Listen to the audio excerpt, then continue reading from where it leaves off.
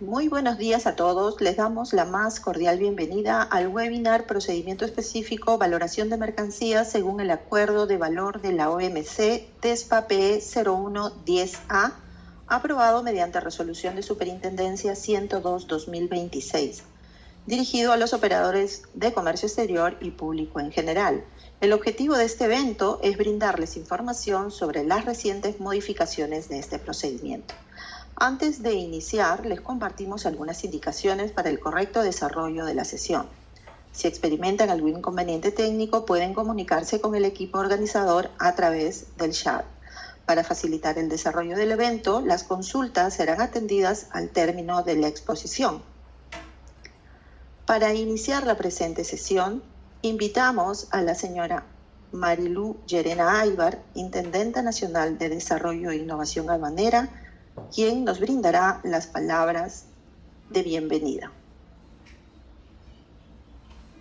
Muchas gracias, Rosa. Buenos días con todos. Un agradecimiento especial a los asistentes a este webinar.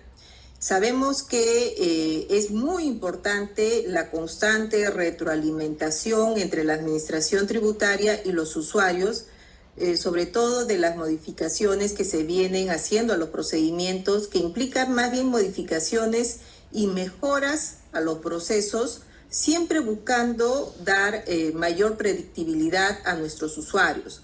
Más aún en un tema como es el procedimiento específico de valoración de mercancías, que es uno de los procedimientos y uno de los procesos más retadores que tenemos tanto como administración tributaria y aduanera, y también para los usuarios de comercio exterior. Entonces nosotros trabajamos una última modificación al procedimiento orientado a dar una mayor transparencia, predictibilidad y también aclarar algunos aspectos que los usuarios de comercio exterior podían interpretar de alguna forma, digamos, diferente a lo que interpreta la administración. Entonces la idea de la SUNAT es seguir mejorando todos sus procesos constantemente, ¿no? Porque cada cambio es una mejora que se busca en beneficio del comercio exterior seguro y también para dar una mayor predictibilidad a nuestros usuarios. Entonces, el día de hoy vamos a contar con nuestros expertos de la Intendencia Nacional de Desarrollo e Innovación Aduanera,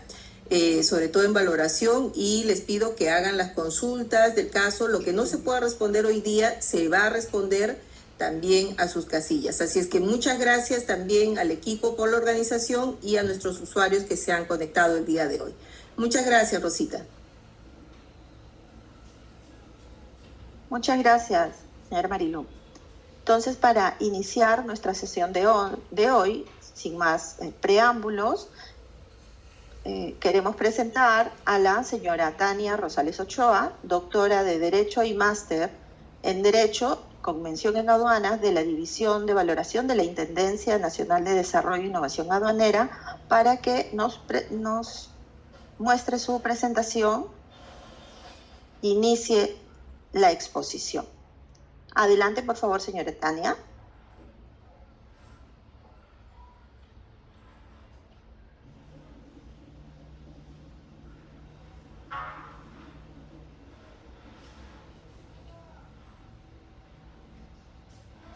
Buenos días con todos. El día de hoy vamos a hablar acerca de las modificaciones que se han realizado al procedimiento de valoración.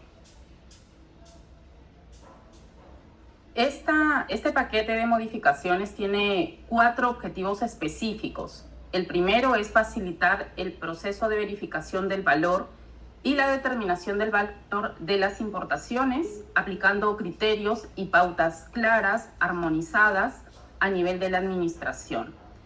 El siguiente objetivo es recoger los criterios reiterados que ha emitido el Tribunal Fiscal para poder aplicarlos a este procedimiento, así como recoger la casuística.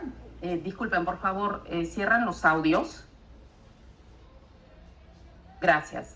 Así como recoger la casuística de las diversas aduanas operativas, y para ello la administración, en este caso específicamente INDIA, hace un desplazamiento para recoger precisamente esas prácticas que permitan establecer criterios claros en la aplicación del procedimiento de valoración, así como recoger prácticas nuevas que se puedan implementar a nivel comercial o en la banca, de modo que las normas regulen y puedan coberturar estas situaciones pues, nuevas que siempre se están dando en el comercio.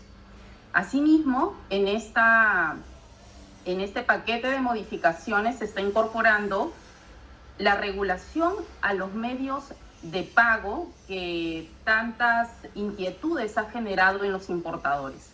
Asimismo, cabe aclarar que estas modificaciones fueron publicadas el 28 de mayo del presente año, siendo vigentes desde el 29 de mayo del presente año.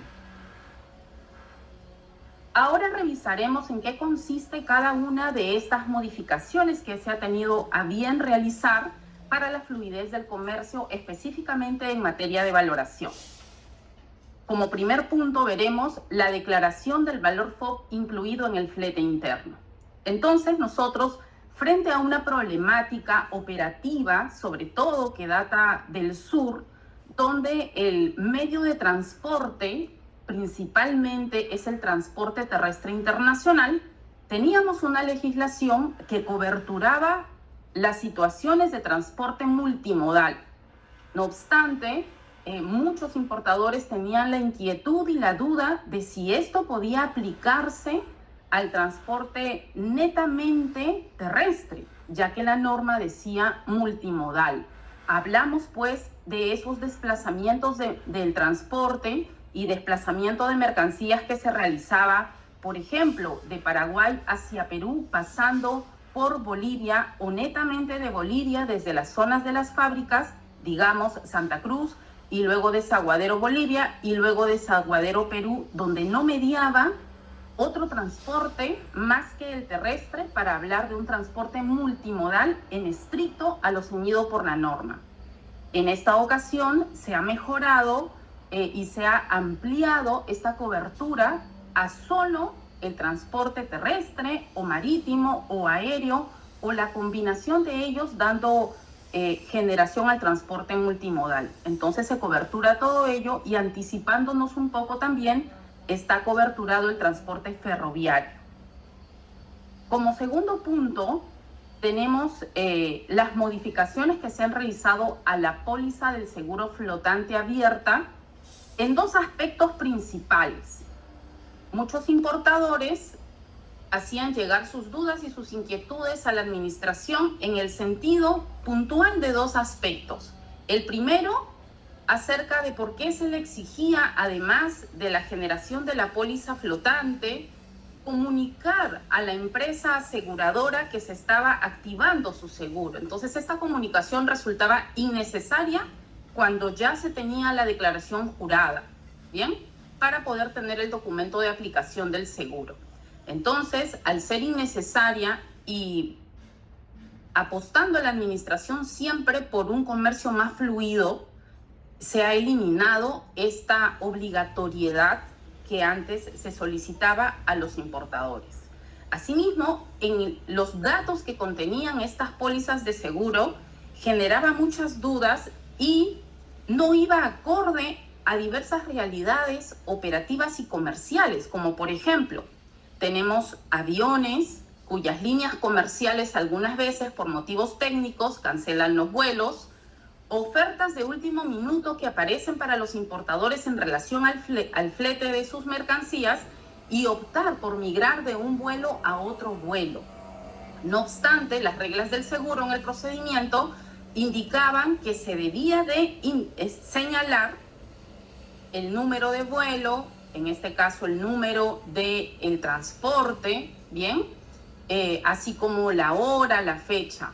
Entonces, atendiendo a esas dudas y pedidos que tienen los importadores de una mayor fluidez en el comercio, se ha modificado a que el seguro debe contener los datos estrictamente necesarios, siendo en este caso los siguientes: el nombre de la nave, la fecha, la descripción de la mercancía, el nombre del asegurado, la suma asegurada y la prima. Solamente esos datos. Es más, incluso antes se exigía la naturaleza de la mercancía, lo cual era un dato que ya se ya estaba comprendido en la descripción de la mercancía. Como siguiente punto, tenemos la modificación respecto de los precios de referencia. Quizá respecto de este tema, que son las referencias que provienen de Internet, son los usuarios a ellos los que tienen mayor contacto con este tipo de referencias frente al uso de referencias cuando se tienen motivos para dudar del valor realmente, pagado por pagar.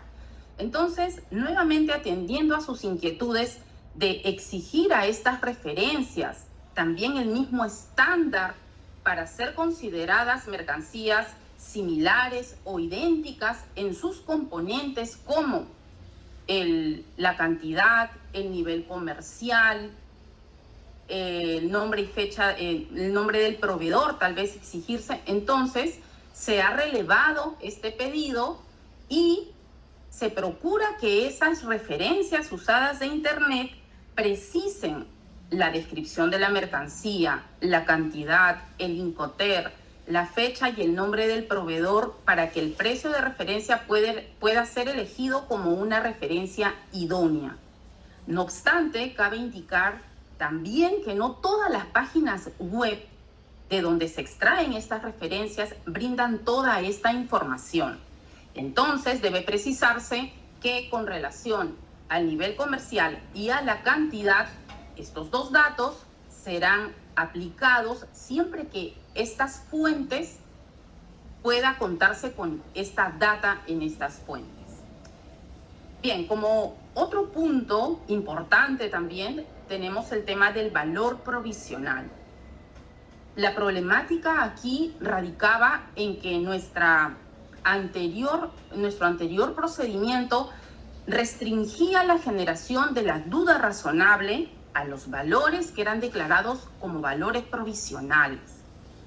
Esto limitaba la verificación del valor en un control concurrente, por lo que cuando existan motivos que lleven al especialista a dudar de un valor declarado bajo esta figura del valor provisional, sabiendo que ésta se compone de dos elementos, el valor fijo y el valor estimado. Entonces, cuando se tengan esas dudas motivadas respecto del valor fijo declarado que se ampara en la factura, el especialista, la administración, podrá generar la duda razonable en estas declaraciones. Asimismo, teníamos otra inquietud importante por parte de los importadores relacionada a las garantías que amparaban estas dudas razonables. Sabemos que esa garantía está compuesta por el 5% del valor FOB. Entonces, ¿qué ocurría? Había un tema de comunicación interna dispuesta por nuestra normativa que obligaba a las aduanas operativas poder tener una comunicación respecto de esas órdenes de depósito.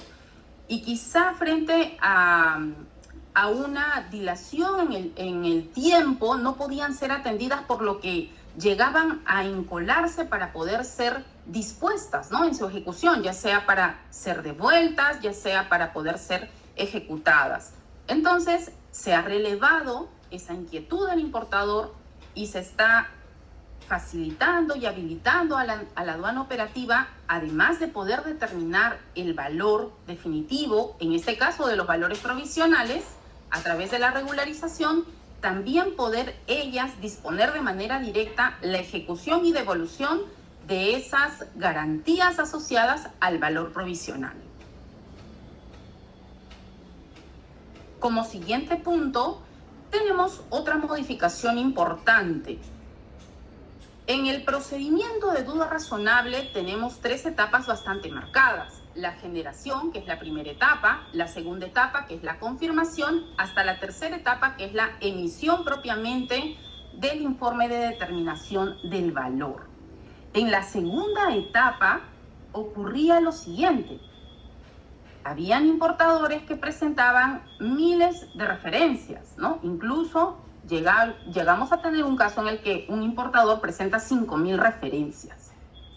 En la medida que el procedimiento de duda razonable debe de ser un procedimiento colaborativo, dinámico, y que aporte información importante para poder determinar el valor en aduanas y la referencia similar o idéntica en este procedimiento, se está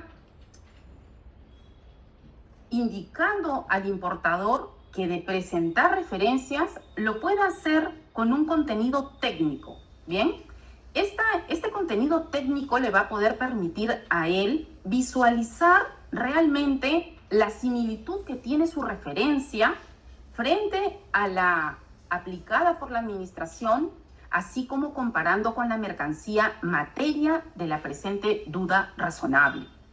Así que se está ordenando esos criterios que la administración emplea, y voy a compartir con ustedes el anexo 4, a través del cual van a poder ofrecer sus referencias con mayores oportunidades de poder comparar y ustedes mismos visualizar. Este es el anexo 4, a través del cual en esta segunda etapa van a poder presentar sus referencias de una manera más ordenada y con mayor sustento. Tenemos que el anexo 4 está compuesto de 2 rubros. El primero, la información de las referencias. Pueden apreciar en la pantalla los datos que se piden de esas referencias. Para la primera referencia, para la segunda, tercera, cuarta o quinta referencia que ustedes tengan a bien presentar, exhibiendo información importante como la descripción de la mercancía, como el estado de la mercancía, las unidades comerciales, la naturaleza de la transacción, el país de origen, el país de embarque, entre otros datos importantes. El segundo rubro de este anexo contiene otra parte importante, que es precisar el motivo del por qué estas referencias que están ofreciendo los importadores serían más idóneas que las que presentó la administración. De modo que podemos apreciar que en este anexo la información se encuentra sintetizada, ordenada y pues fácilmente verificable.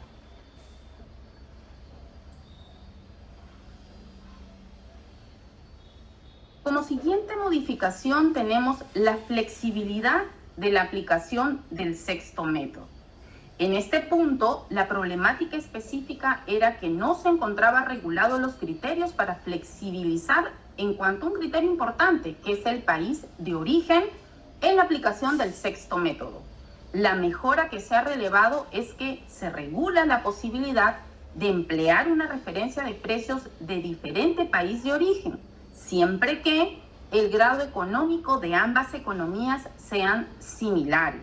Bien, para la aplicación del sexto método. Ustedes pueden leer el procedimiento y acá indica que la información de donde proviene esta data son los reportes que publica sobre el PBI el Banco Mundial. Y una modificación muy importante y pedida por muchos importadores a la luz de las recientes RTFs emitidas por el Tribunal Fiscal es acerca de los documentos financieros y cómo son evaluados estos. Entonces aquí la problemática radicaba principalmente en que las dudas de los importadores venía por considerar que existe un exceso de formalismo en la evaluación de los documentos financieros. Bien, en cuanto a los datos que contienen los documentos bancarios que presentan y si todos ellos deben de contener la información. La mejora que se ha relevado para dar atención a esta problemática es la siguiente. Si ustedes repasan el procedimiento de valoración, encontrarán que los medios financieros, bancarios que se presentan ante la administración, se le exige una serie de contenidos, ¿no? Entre ellos, el nombre del importador, el concepto de pago, la forma de pago, entre otros datos. La evaluación, conforme estaba redactada la norma, es que cada uno de ellos debía contener esa data. Y pues si faltaba alguna data en esos documentos, podía rechazarse el primer método. Bien, la mejora consiste en que se han consignado dos palabras muy importantes que son en su conjunto. Esto quiere decir que cuando un importador presenta sus documentos bancarios y tal vez el mensaje SWIFT contiene un dato como el concepto de pago, la solicitud de transferencia contiene otro dato como la forma de pago, en el estado de cuenta se ve el monto de la factura y así vamos armando todos los datos que nos lleven a la convicción de que existe una trazabilidad en esa operación por el solo hecho de faltar un dato en un documento específico. No se puede rechazar el primer método. El primer método se rechazaría siempre que en su conjunto esa data no pueda ser trazable. Asimismo, tenemos el otro nivel probatorio, que son los documentos comerciales y los documentos contables, siempre aplicados al primer método de valoración, ¿bien? En esa probanza, porque luego veremos que la probanza en cuanto a los medios de pago es diferente, un poco diferente, ¿no? Porque la probanza del primer método es integral y va a nivel de 3 estamentos: los documentos comerciales, los documentos financieros y los documentos contables. Bien,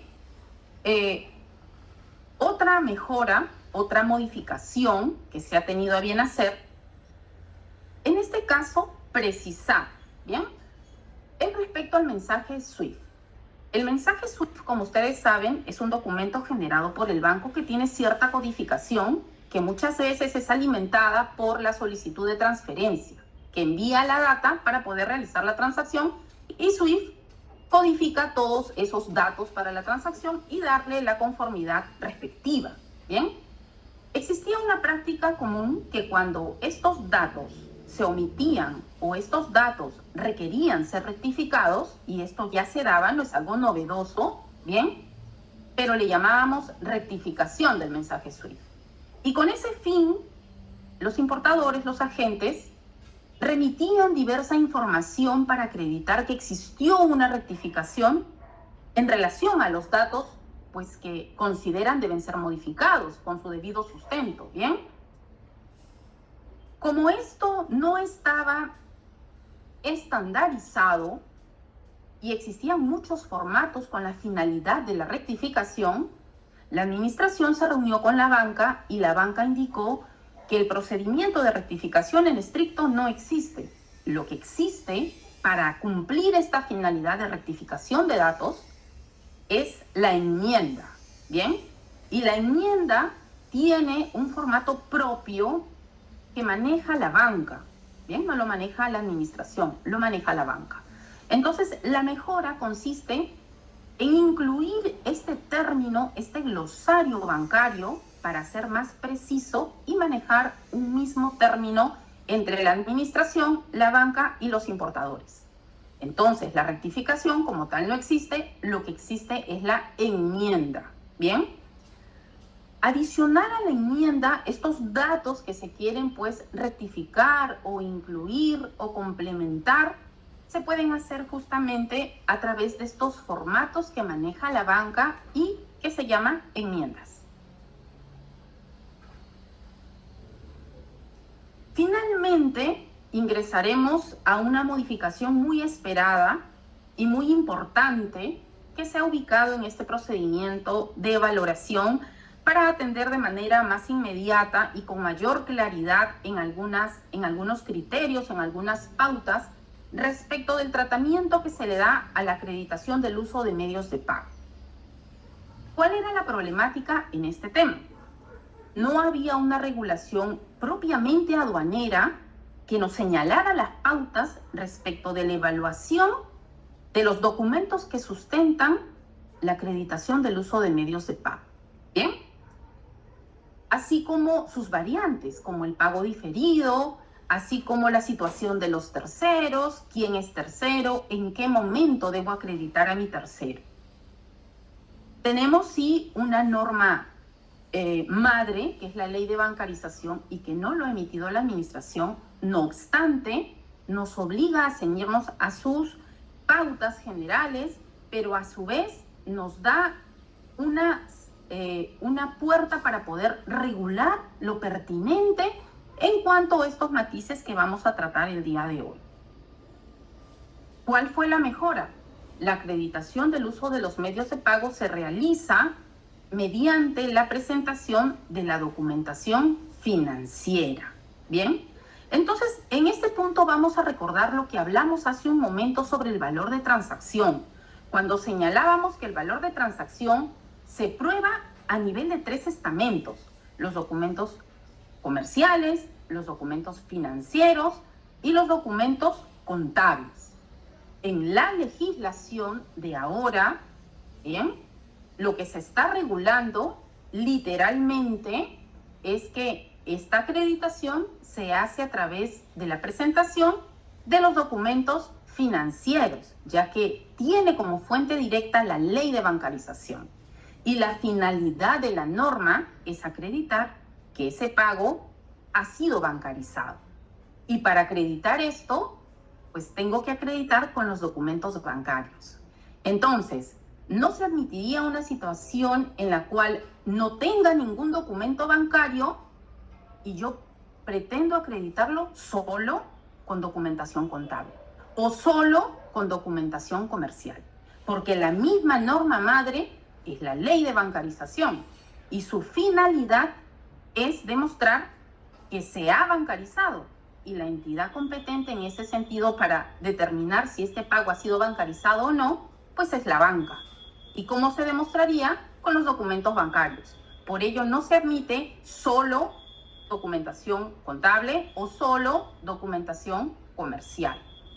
Y técnicamente podemos recordar que la acreditación del uso de medios de pago en estricto no es acreditación del primer método, por ello que no pueden tener el mismo nivel probatorio. ¿Bien? Asimismo, tenemos ya situaciones particulares en las cuales decimos hasta dónde alcanza la competencia del control concurrente, tal vez del control posterior, para poder verificar estas situaciones de acreditación del uso de medios de pago. En ese sentido, la incorporación, ¿no?, la regulación, porque en este caso no hay una mejora ya que no existía una norma respecto de este tema. Entonces lo que se ha incorporado es que se establece qué unidad orgánica se encarga de esta verificación. Tenemos 2 situaciones específicas. La primera, si el pago se efectúa antes o durante la atención de la DAM a cargo de la aduana operativa, la acreditación del uso de los medios de pago se efectuará ante esta dependencia. Quedó bastante claro, ¿verdad? Repito, si el pago se efectúa antes o durante la atención de la DAM a cargo de la aduana operativa, la acreditación se realizará ante esta dependencia, en tanto es ella quien todavía tiene esa esfera de control de esta declaración. Segunda situación, en los demás casos, entiéndase, en los que ya no tiene esa esfera de control de estas declaraciones o ya culminó los trámites pendientes que tenía respecto de estas declaraciones, la acreditación del uso de medios de pago se podrá realizar en el control posterior, ¿bien? Pero en base a la gestión de riesgo. Finalmente, en este rubro también de la acreditación del uso de los medios de pago, tenemos la comunicación de la designación del tercero que recibe el pago. Bien, la problemática consistía en que no se encontraba regulada la forma y condiciones para la comunicación de la designación de este tercero, criterio contenido en la ley de bancarización y por la cual nosotros podíamos dictar las pautas respecto de este tema.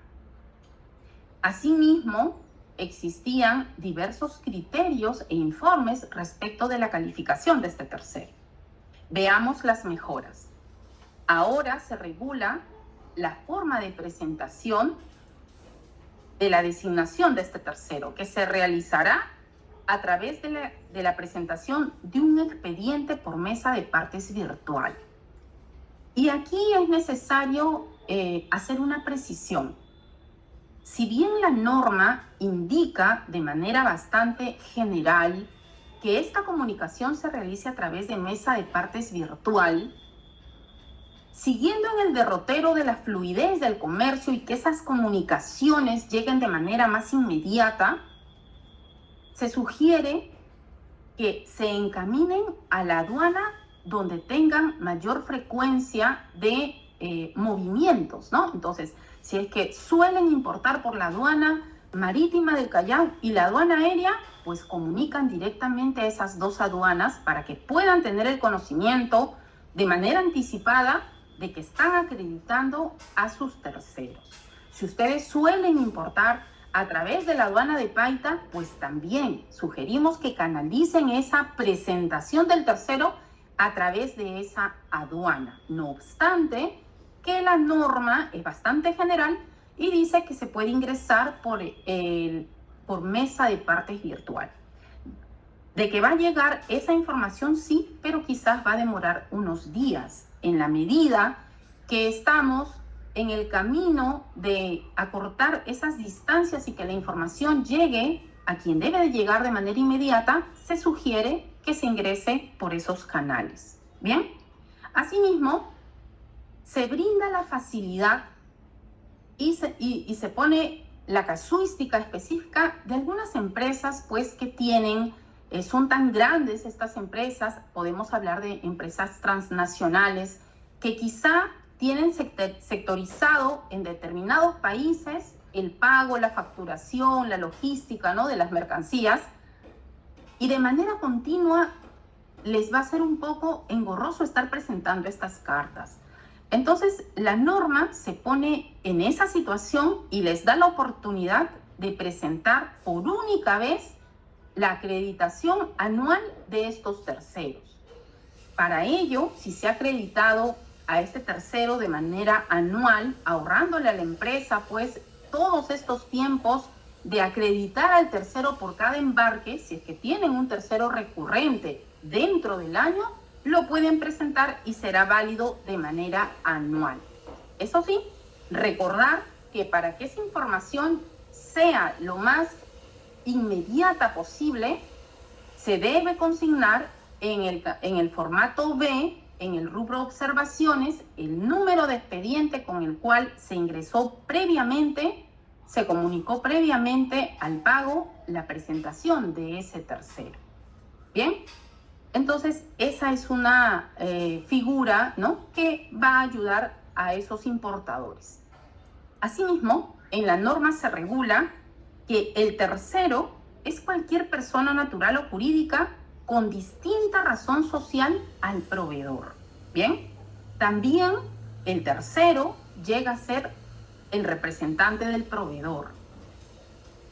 Con esto hemos culminado el tratamiento, la verificación, ¿no?, de estas principales modificaciones y en qué consisten sus mejoras. Gracias.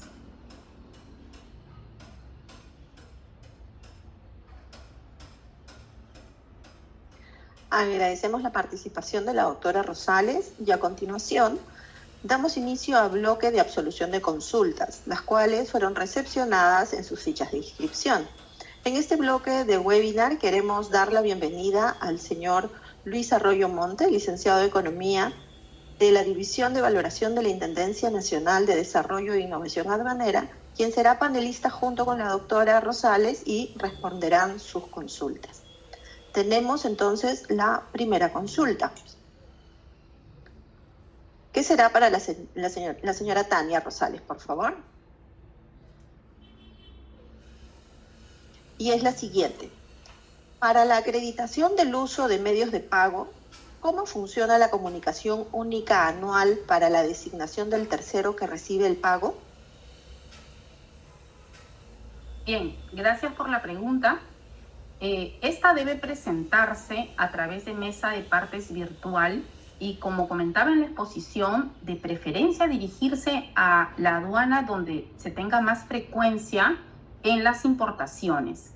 Esta comunicación, asimismo, debe consignarse en el rubro observaciones el número de expediente con el cual estoy presentando a mi tercero.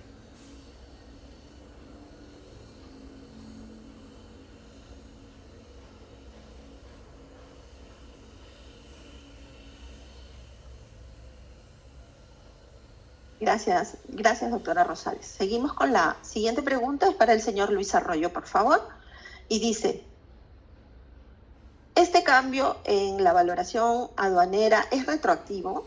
¿Existe límite en su alcance? Por favor, señor Arroyo. Sí, ¿qué tal? Buenos días con todos.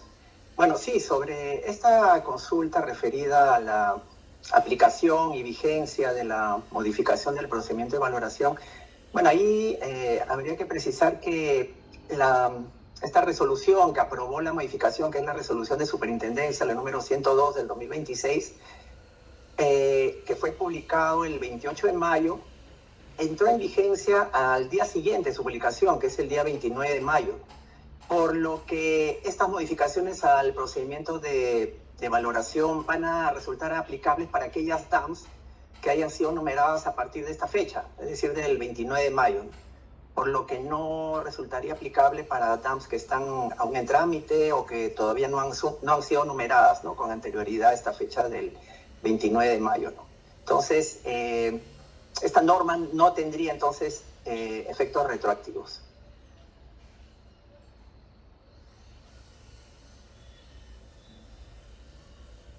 Muchas gracias. La siguiente pregunta para la doctora Rosales dice, ¿cómo se interpreta que los documentos financieros deben acreditar, entre comillas, en su conjunto, que corresponden a la transacción de las mercancías objeto de valoración y que los documentos de sustento deben contener, entre comillas, en su conjunto, diversa información como el número de la factura, entre otros? Bien, agradezco la pregunta porque nos permite recalcar ese tema de la evaluación de los documentos financieros, que es uno de los temas más importantes de nuestro paquete de modificaciones. En su conjunto, el término hace referencia a que la administración ya no va a pedir esa data que comentábamos en la exposición acerca de el concepto, la forma de pago, ¿no?, entre otros datos que se le exigía antes a cada documento, y de carecer estos documentos podía rechazarse el primer método. En este caso, la evaluación siempre en el derrotero de ser una evaluación integral, en su conjunto hace referencia de que pueden complementarse entre ellos de modo que puedan permitir esa vinculación entre el pago que se está realizando y la transacción.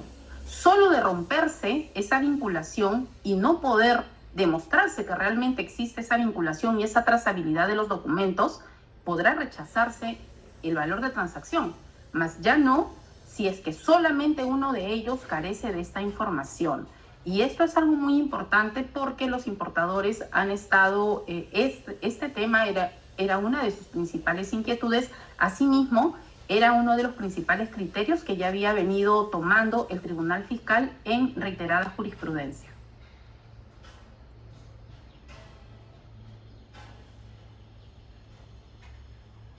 Muchas gracias. La siguiente pregunta es para el señor Luis Arroyo y es la siguiente. La norma internacional únicamente señala que se debe presentar los documentos bancarios y o financieros. Entonces, ¿por qué solicitan la documentación contable? Sí, a ver, hay que hacer una precisión ahí. Bueno, tenemos nosotros la norma internacional que está amparada en el Acuerdo del Valor del OMC, y este Acuerdo del Valor no establece los tipos de documentos que debe presentar el importador para poder sustentar su valor declarado. Recién es con la resolución 1684 de la Comunidad Andina, que es el Reglamento Comunitario de Valoración, que se establecieron los documentos probatorios que puede presentar el importador como sustento del valor declarado. Y es ahí recién que en esta resolución 1884 que se establece como uno de los documentos probatorios a la documentación contable. Luego, nuestra norma nacional a través del Reglamento Nacional de Valoración, que fue aprobado por el Decreto Supremo 186 del 99 y que tuvo una modificatoria el año 2020 con el Decreto Supremo 193, es que establece que para la aplicación del método del valor de transacción, que es el primer método de valoración, para que este método pueda ser aplicado y ante una notificación de la duda razonable por parte de la administración, ahí corresponde que el importador presente los documentos comerciales, financieros y contables que amparan las mercancías que están siendo objeto de valoración. Ello con el fin de poder acreditar que el valor declarado corresponda al precio realmente pagado por pagar.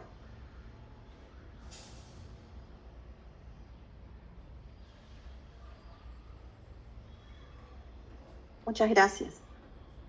La siguiente consulta para la doctora Rosales dice, ¿en qué consiste la enmienda del mensaje SWIFT?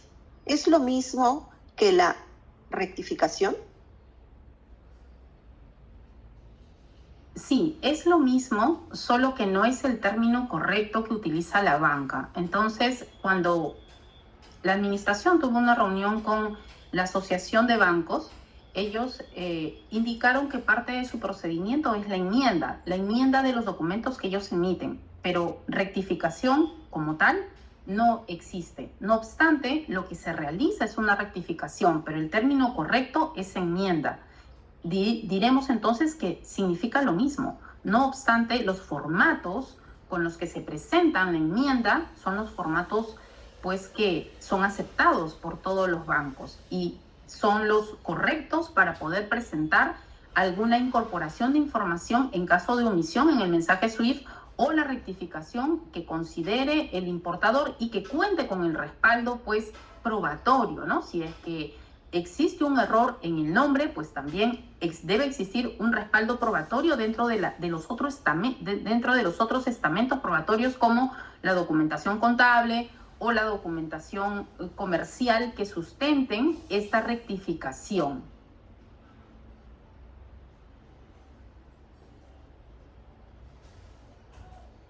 Muchas gracias. La siguiente consulta es para el señor Luis Arroyo y es la siguiente. Sobre las referencias de Internet, ¿es obligatoria como información mínima la cantidad y el nivel comercial? Sobre las referencias de Internet, conforme señala la modificatoria del procedimiento de valoración, estas referencias de Internet para poder ser utilizadas como precios de referencia, para poder verificar el valor declarado, deben cumplir ciertos requisitos mínimos, ¿no? Unos requisitos están establecidos en el Reglamento Comunitario de Valoración, es decir, que ahí se establece que estos precios de Internet tienen que tener el carácter de precios internacionales y adicionalmente también deben corresponder a una fecha cercana o próxima a la fecha de transacción de la mercancía que se está valorando, ¿no? Y ya el procedimiento de valoración establece también ya otros requisitos mínimos, que son que esta referencia de Internet también tiene que tener la descripción de las mercancías, también tiene que constar con la fecha de la consulta de la página de Internet y también el nombre del editor de la publicación de la página de Internet, ¿no? Ahora, con relación a la cantidad y al nivel comercial, esta información no es un requisito mínimo que deba contar todas las referencias de Internet, ¿no? De manera obligatoria.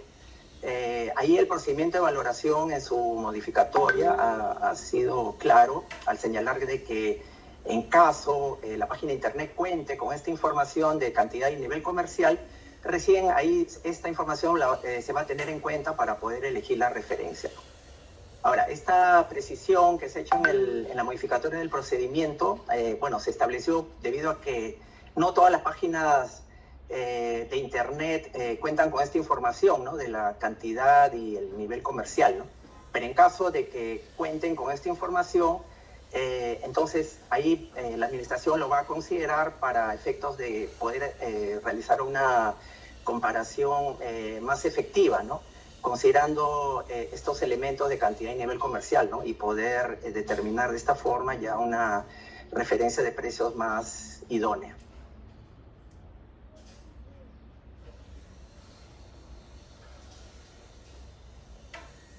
Muchas gracias. La siguiente consulta para la doctora Rosales es la siguiente. Si en el mensaje SWIFT no está consignado el número de factura y este dato se encuentra consignado en otros documentos financieros, como la solicitud de transferencia, voucher de transferencia y estado de cuenta, con los cuales se puede evidenciar la vinculación de la transacción con el pago realizado, en este caso correspondería descartar o aceptar el primer método de valoración. Bien, qué interesante pregunta la que formula el participante, porque nos permite, en un caso específico, poder determinar los elementos que él indica, ¿no? Que mis demás documentos bancarios sí contienen la información que se solicita en el procedimiento. No obstante, uno de mis documentos carece de esa información. En el sentido que estos documentos bancarios se complementen entre sí y evidencien esa información que se solicita en la normativa en su conjunto, ¿no? Reitero, no todos deben de contener necesariamente toda la información. Si lo contienen, es perfecto, ¿no? Pero en esta nueva regulación, lo que se está priorizando es que en su conjunto estos documentos puedan evidenciar esa vinculación y que ese rechazo no se dé solo porque uno de ellos carece uno de estos elementos.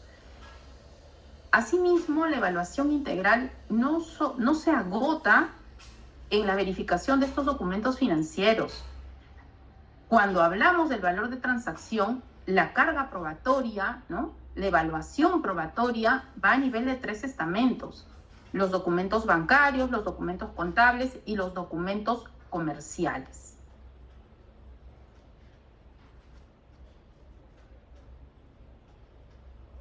Muchas gracias. La siguiente consulta es para el señor Luis Arroyo y es la siguiente. Respecto a los nuevos requisitos para las pólizas de seguro, en un despacho marítimo que sufre un transbordo en ruta, ¿es causal de observación por parte del especialista de aduanas si en la póliza de seguro emitido solo figura el nombre de la primera nave y no el nombre de la última nave que arriba al Callao?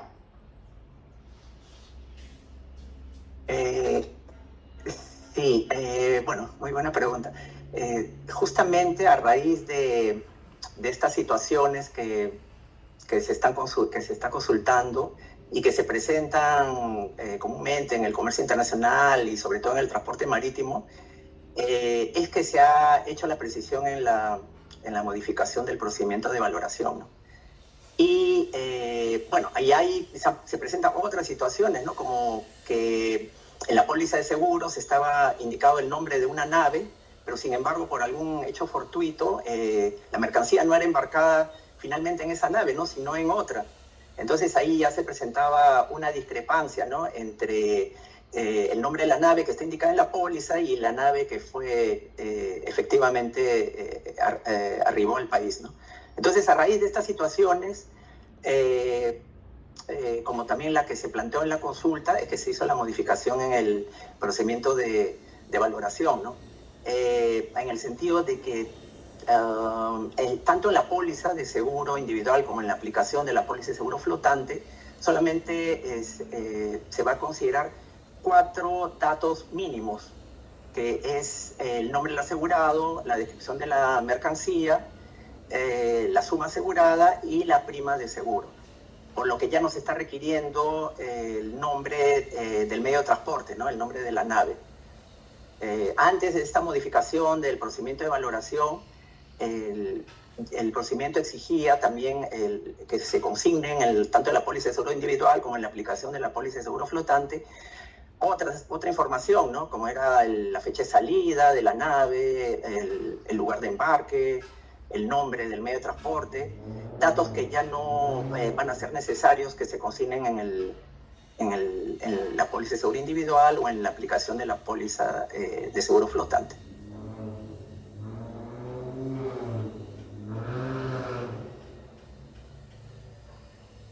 Muchas gracias, señor Arroyo. La siguiente consulta para la doctora Rosales dice: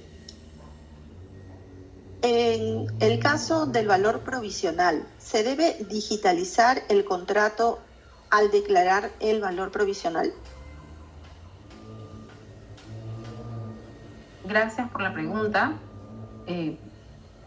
Recordemos que tenemos dos procedimientos importantes. Uno de ellos es el procedimiento de ingreso, el procedimiento de importación para el consumo, que nos habla acerca de los documentos que se deben digitalizar, ¿bien? Y que son obligatorios para poder proseguir con la importación. Pero asimismo tenemos este procedimiento que es materia de este evento y que contiene el tema de exigir ahora en los casos de valor provisional que se pueda demostrar esa provisionalidad. En ese marco podemos hablar de dos obligaciones distintas, ¿bien? Tenemos una obligación que está regulada por los requisitos de ingreso contenidos en ese procedimiento específicamente, y tenemos que en una situación particular en la cual cumplo con todos esos requisitos de ingreso, no obstante, en relación al valor que estoy declarando, no puedo indicar que es un valor definitivo en este momento, porque tengo una condición adicional que me marca la pauta de una provisionalidad. Entonces, solo respecto de ese concepto, voy a declarar dos valores desagregados, un valor fijo y un valor estimado, por el cual voy a constituir una garantía del 5% asociada a ese valor provisional. Lo que nos indica la norma ahora es que cuando el importador considere que no puede declarar un valor definitivo en este momento, porque tiene asociado un valor provisional, debe demostrarlo. ¿Y cómo se demuestra? ¿Cuál es el documento fuente para poder demostrar esa provisionalidad? Pues el contrato. La consecuencia de no presentar un contrato en ese momento será el quiebre de ese valor provisional, más no como una importación, más no como una condición de ingreso. Gracias.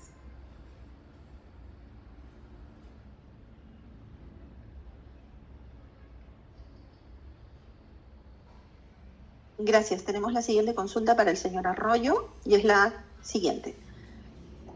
Para la acreditación del uso de medios de pago, ¿se puede sustentar de manera complementaria con la presentación de la documentación contable?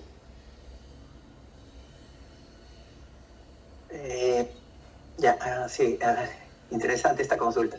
Sí, acá, bueno, hay que precisar que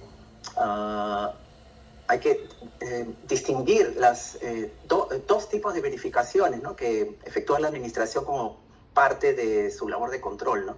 En primer lugar, bueno, hay una verificación que es del valor de transacción para efectos de la aplicación del primer método de valoración, en el cual el importador debe acreditar que su valor declarado es el precio realmente pagado por pagar y presenta para ello la documentación comercial, financiera y contable, ¿no?, conforme lo ha establecido el reglamento de valoración y también el procedimiento de valoración.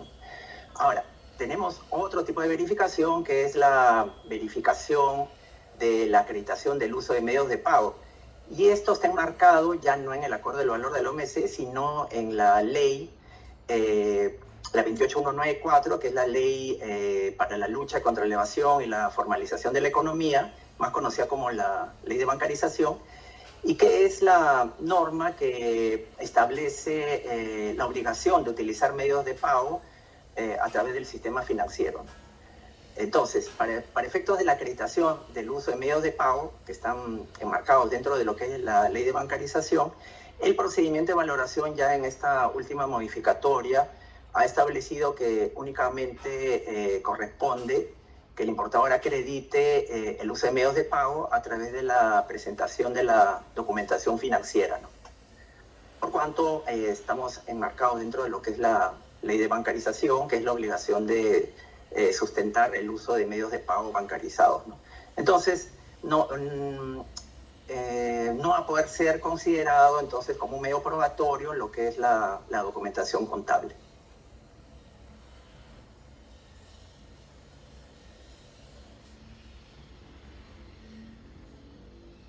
Muchas gracias, señora Arroyo.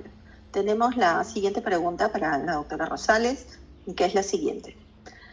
Para todos los casos de numeración con valor provisional, el agente de aduana debe de solicitar el contrato al importador donde detalle dicha condición y en caso no se adjunte dicho documento, ¿se estaría afecto a alguna sanción?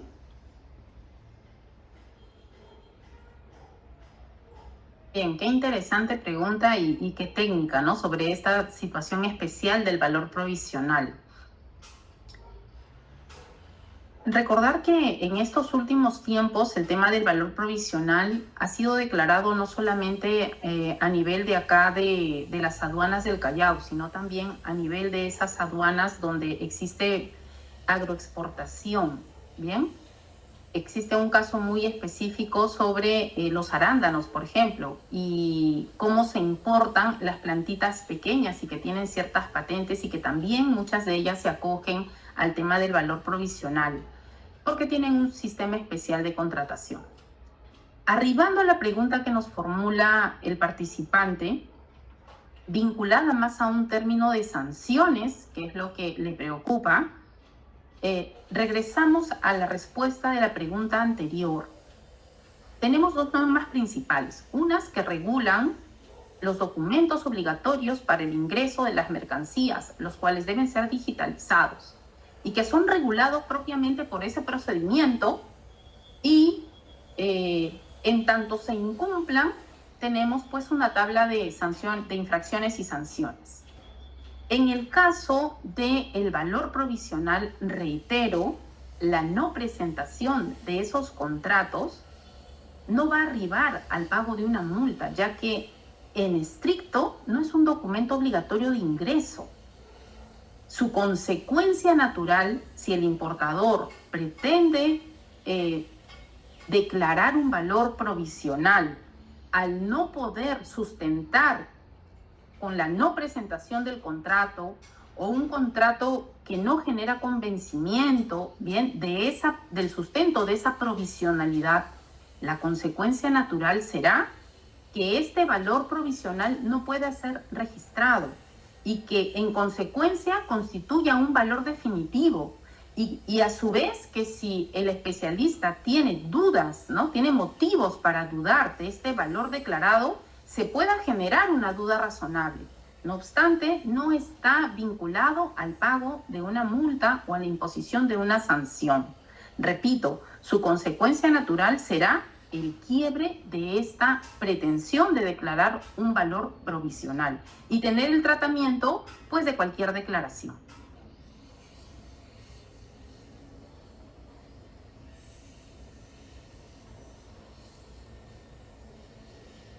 Muchas gracias.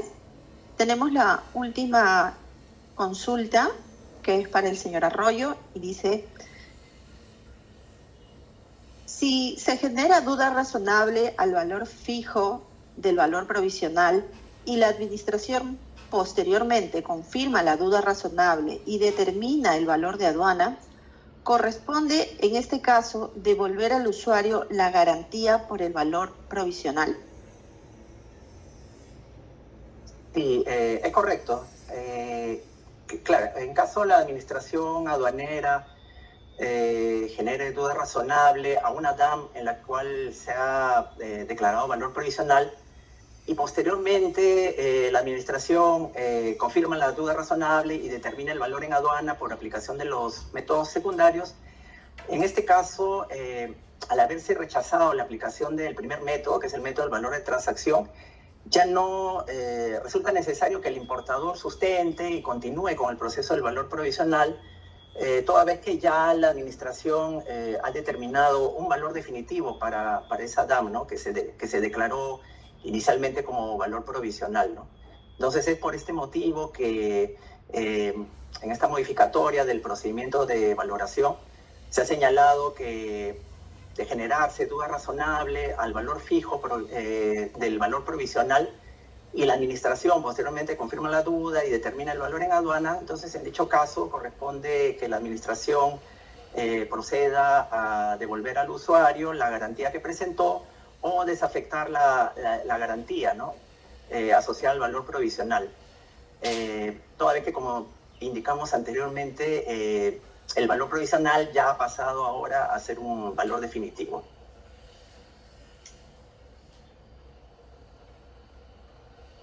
Muchísimas gracias. Bueno, de esta manera llegamos a la parte final de nuestro webinar.